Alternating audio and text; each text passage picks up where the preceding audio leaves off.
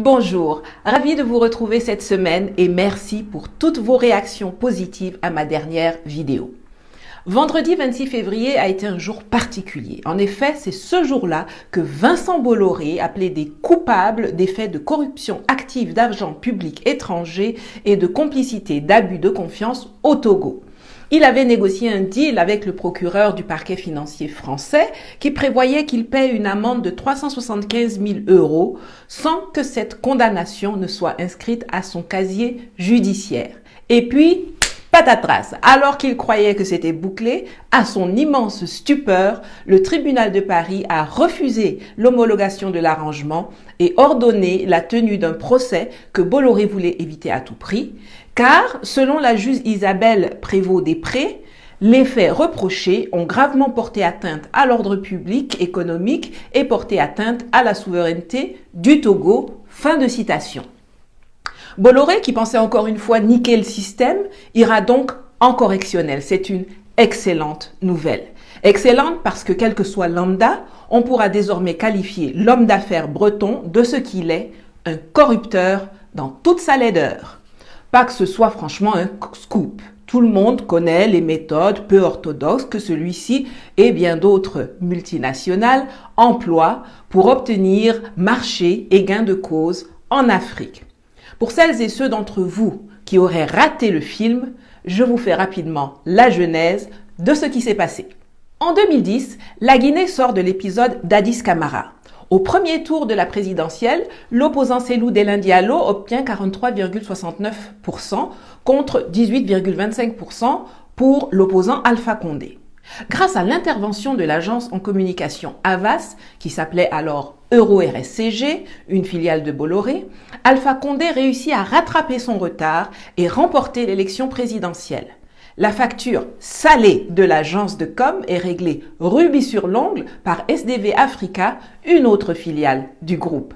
En guise de remerciement, à peine élu, Alpha Condé reçoit Vincent Bolloré en février 2011, puis 5 semaines plus tard, arrache manu militari la concession du port autonome de Conakry à son propriétaire légitime pour l'offrir sur un plateau d'argent à l'ami Vincent, son sponsor financier qui lui avait été présenté par son copain de lycée Bernard Kouchner.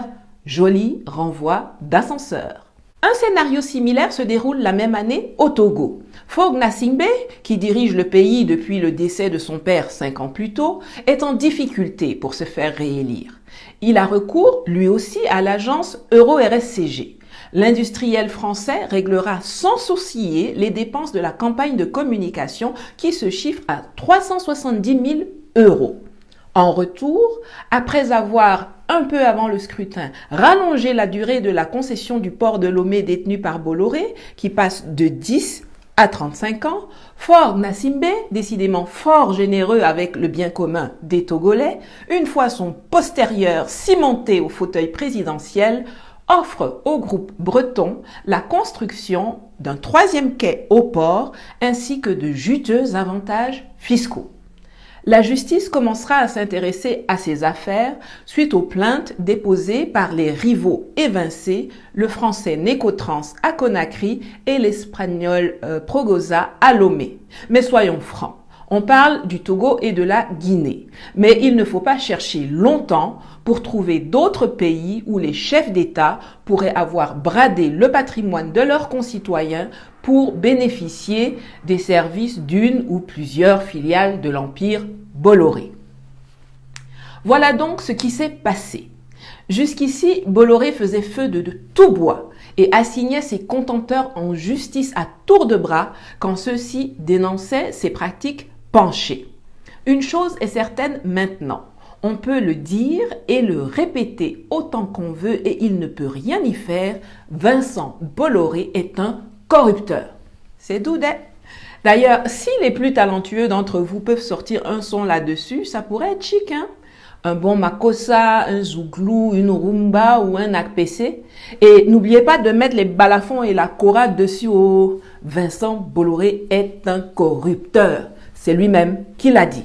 Bolloré, c'est une présence dans 44 pays africains, de l'Algérie au Zimbabwe.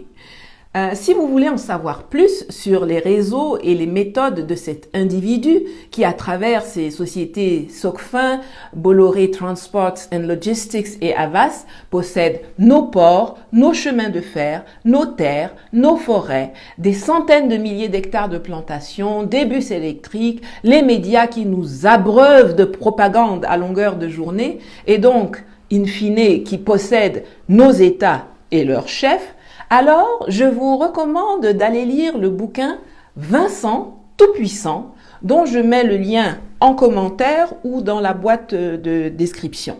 C'est toujours bon de connaître ses adversaires. C'est une victoire d'étape donc contre l'un des piliers de la France-Afrique, mais c'est aussi un événement qui nous incite à jeter un regard critique sur le phénomène de la corruption. Les pays africains caracolent souvent en tête des classements des pays les plus corrompus de la planète et pourtant, les années passent et on a l'impression que rien ne change, ou en tout cas, rien ne s'améliore. Mais pourquoi? Eh bien parce que pour qu'il y ait corruption, il faut deux intervenants, un corrupteur et un corrompu. Et on l'a vu avec le cas que je viens d'évoquer. Si Vincent Bolloré est le corrupteur, cela signifie que de l'autre côté, Faure Gnassingbé et Alpha Lollipop Condé sont des corrompus. Et c'est pour cela que c'est seulement dans nos rêves que des procès comme ça auront lieu en Afrique. Il est tellement navrant que ce soit toujours la justice des autres pays qui poursuivent les puissants, qui violent les lois pour s'enrichir encore plus chez nous, au détriment de la grande majorité qui s'appauvrit toujours plus. Il est à noter que malgré le fait que les citoyens togolais et guinéens sont les plus lésés dans cette affaire, c'est le contribuable français qui en tire bénéfice car Bolloré devra payer au plus tard le 8 mars 12 millions d'euros d'amende dans les caisses du Trésor public français. Mais en attendant que l'un des nôtres arrive au pouvoir pour renverser le système et construire un appareil judiciaire fort, décentralisé et indépendant, on devra faire avec ça. Malheureusement donc chez nous, beaucoup se plaignent de la corruption. Pas parce qu'ils veulent éradiquer le phénomène, mais plutôt parce qu'ils n'en sont pas bénéficiaires, d'un côté comme de l'autre de la transaction.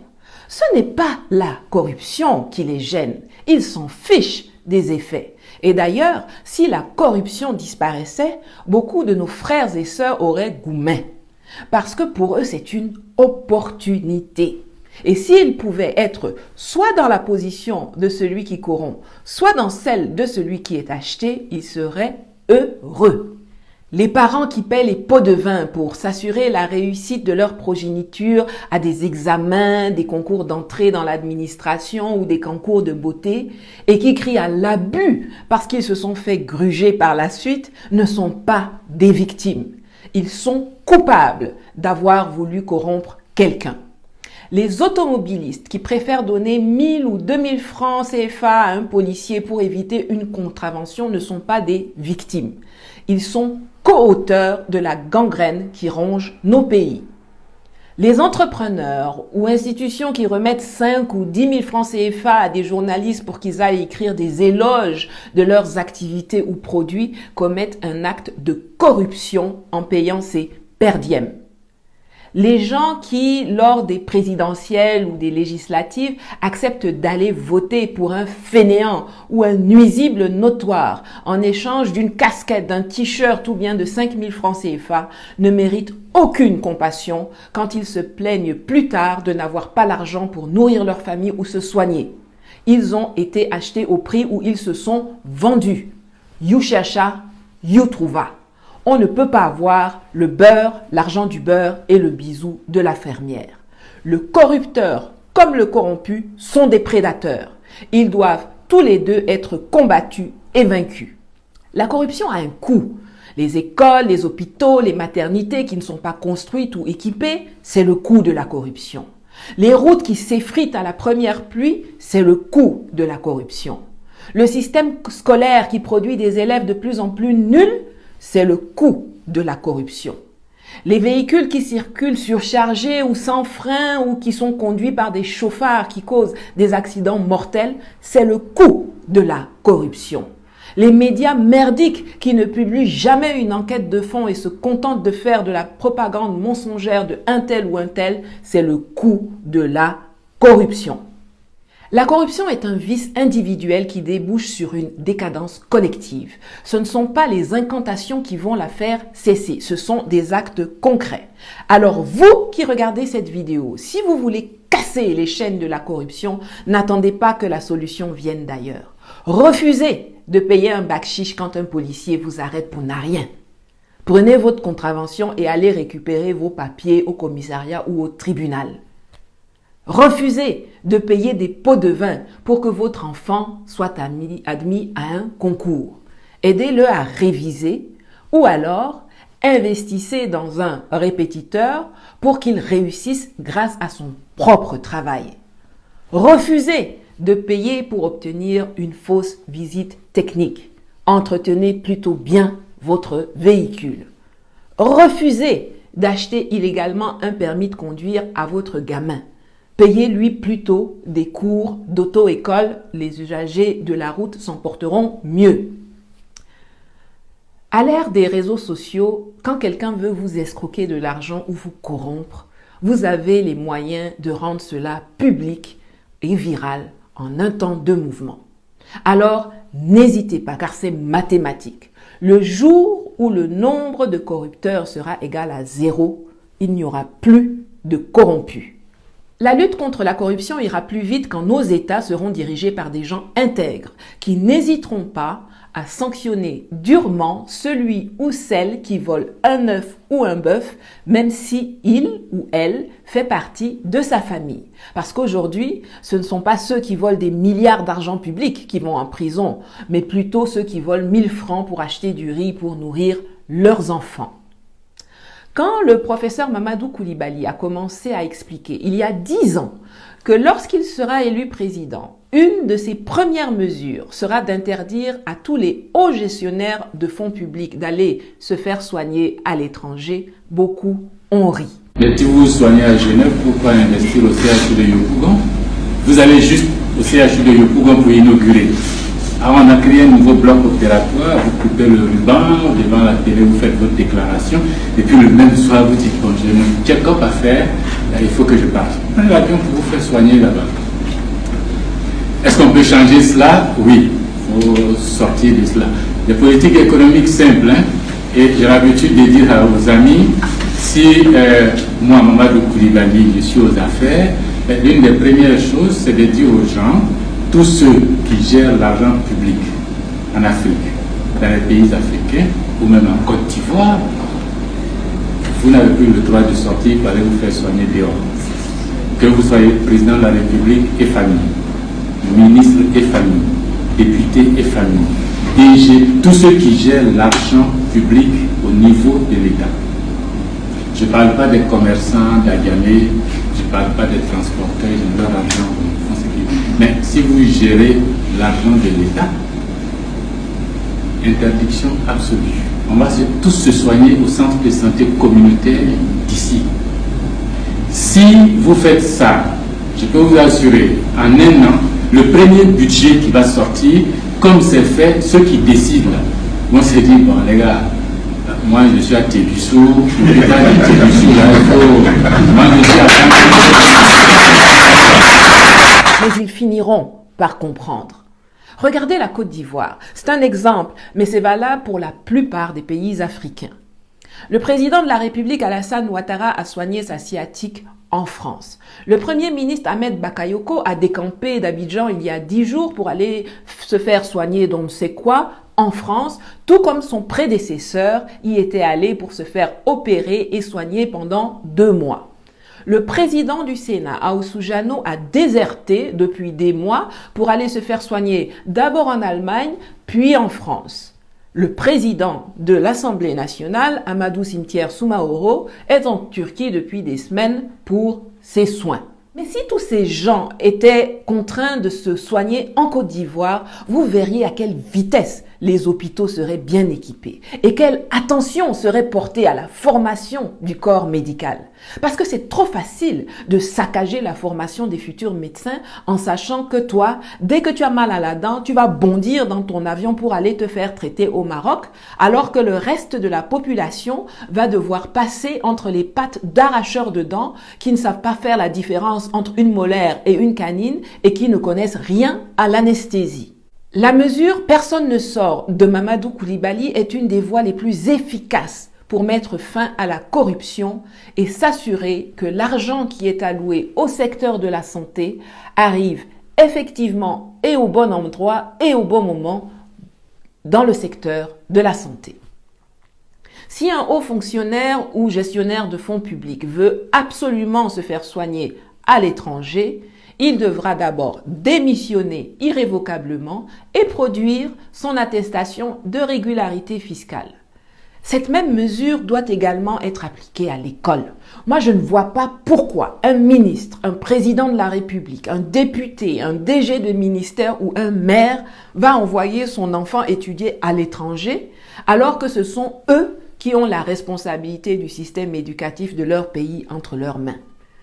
Je me souviens du ministre de l'Enseignement supérieur ivoirien qui a fièrement posé la photo de sa fille diplômée d'une grande université britannique alors que le système universitaire est en faillite complète en Côte d'Ivoire.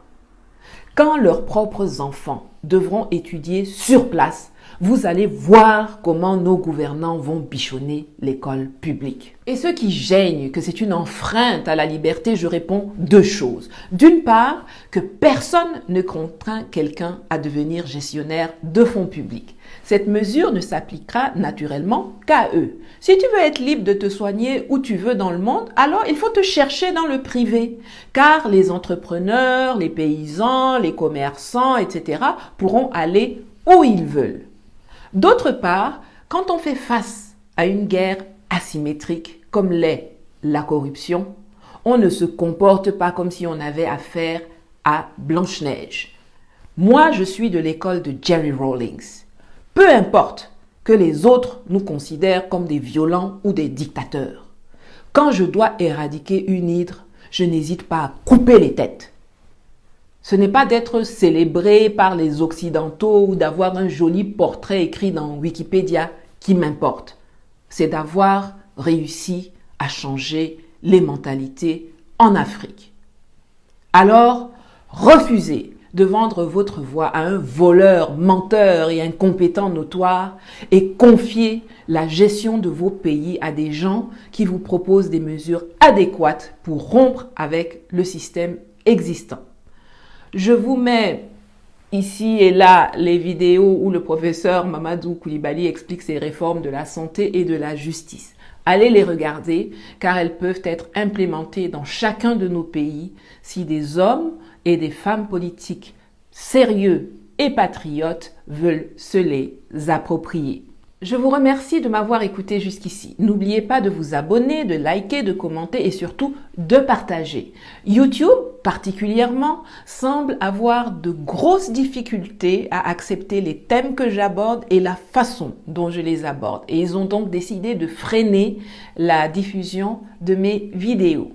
Aidez-moi à déjouer leur algorithme. Alors, même si vous regardez cette vidéo sur Facebook, sur Telegram, sur WhatsApp ou ailleurs, faites un tour sur YouTube pour y mettre un pouce. À bientôt.